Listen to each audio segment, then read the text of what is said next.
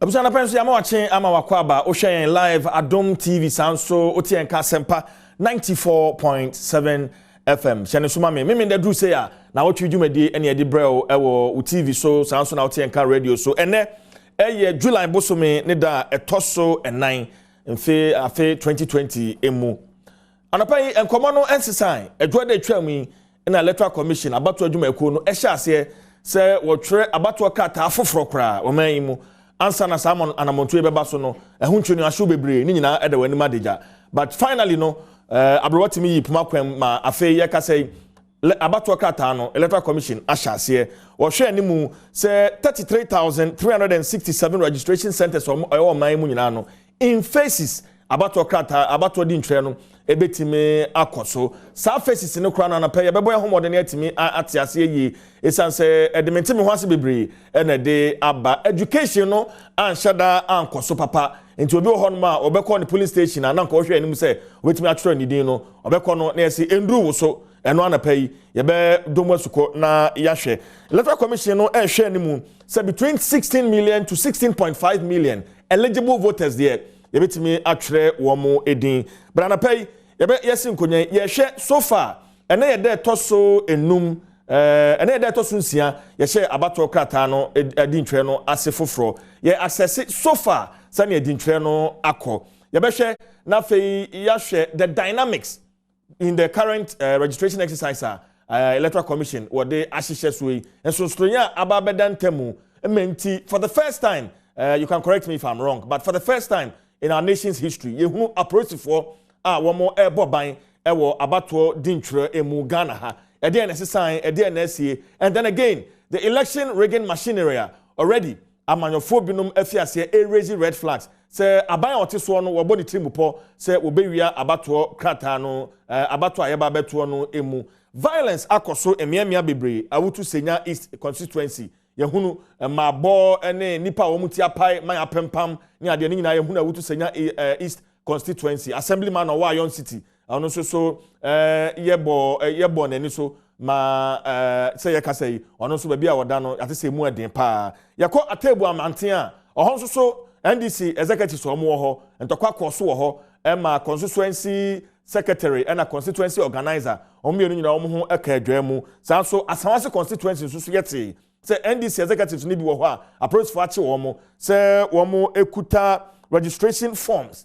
eno na ese ede to abai eno so sansem wonyina akoso anapa ye besi nkonya na fei yahwe so far abato di ntro no akosen obetumi abeka me ho Facebook Adom TV on Facebook Asempa 94.7 FM enso so ewo Facebook anapa empanifo amene omo eba betwetwe enkomo na ya bisa se abato di ntro kekewo ene yakwa akotwere just okwato santene na ya twere wudin na adane emaboy ede na esie moving into the December polls no then ye betimi aye ede afa ho orapo boaten security analyst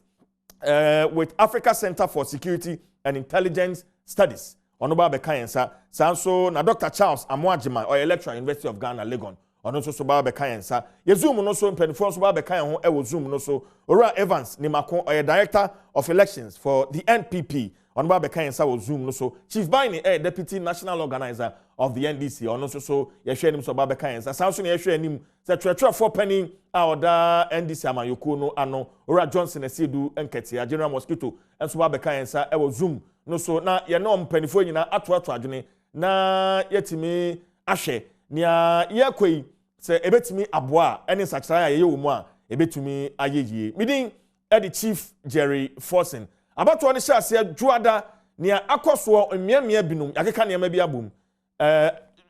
mesrew dintwere no hyase juada niam bebre na akoso yakọ emiamia police stations ahodo on the various regions and constituencies yaka ne ma bi abom a yahwe we ye ba abedafo besi nkonya Assemblies of God Building and our Registration Center. I will Marina constituency. Omo mutimichino. Dodo na samuba hanu ya kumachi. Omo jodi kiyo na so kiyo no benye juma. Wo hwe me chia sisi amenu ka sai de so expectation is that electoral officers on the registration of the baby, and also Yakosu and the registration of the announced among microphobia and numbers. Yeah, who almost said on social distance, say it's in the media, and now we can say, oh, the new one, or beyond social distance, or I because once again, we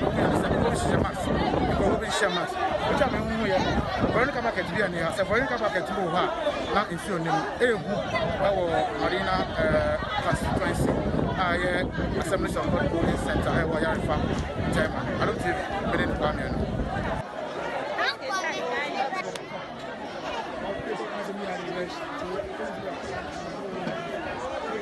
ID card. You do have 5 May you Juma. It is some my ID card and time. Let me see me cocoa my Juma. I need to know my Bahantam. Yes, all about 7 o'clock. The train or Mamma, no my yamai. No, we are Mampala. No, my Jahan, no Moko, Tomoba. I feel on the plan so much show me. Mamba state of Mokana, 9 and not at 8. Because me a good in Sabri coming with Jum. Some Tom, my dear, and my bedin Hanum, some Baba and the Mako. The Bay will be any Hanum, 7 and more. And once in the Gomba, my shall marry you. Not 8 grab.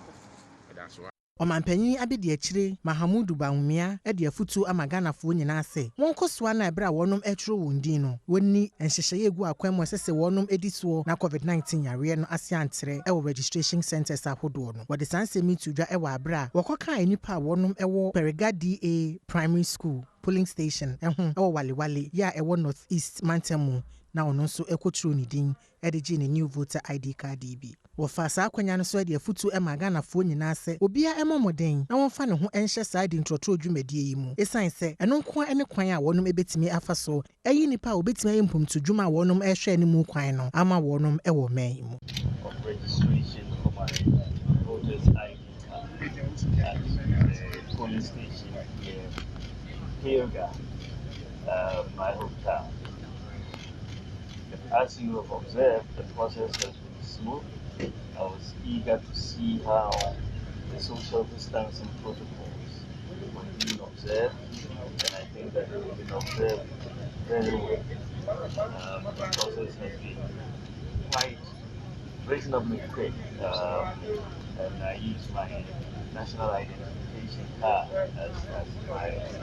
evidence of identity. Everything has gone very smooth. Any day a toss me electoral commission registration no ekoso sesi am no ka say me wo asinfo so matedis adweso ene me gine sesi de di kan no 9 registration centers na electoral commission started immediately eno na wo mo egusu yi na wo hwe se de immediately eko no a eko kama pa wo hwe security wise ene eniama bibia eda kama first day no the whole electoral area me 9 polling centers are omo eye ehwaduma no omo to register 1034 there toso menu no omo register 1317 sanso ene da etoso miensa no omo etumi record 1400 and over nti se wo kabo mu a eniama akokama over 3000 for base 3000 near chi and etumi a register so far se wo pa center hanso a I'll Canada so also. Nanka you say ideally nunca registration say first day no am rush ba second day next so but this time around no obia bo nitinu pose opeso onya card no nti ama registration no amanfo do mo ahye mu pa sisi ye ba ene me koso kama yen se ebre ye ne amanfo bebo nkomo no ahwe ne toso nan said the omusi ehu dwedie no ne ye ba nso protocols me kire COVID-19 safety protocols no say ye hohoro ye nsa wo say medical bucket e wa hanmo sanso na temperature gun thermometer no so bi e wa hanmo a oba ye de ebe check o sa na wo hu obi o ha bia nso a o she nose mask eno na eboa said the be ya mpo kasa na ya de bi wo ho a enkwa afoforo me no manfo no bi mo nkomo na ye hwe se de gmedi no eko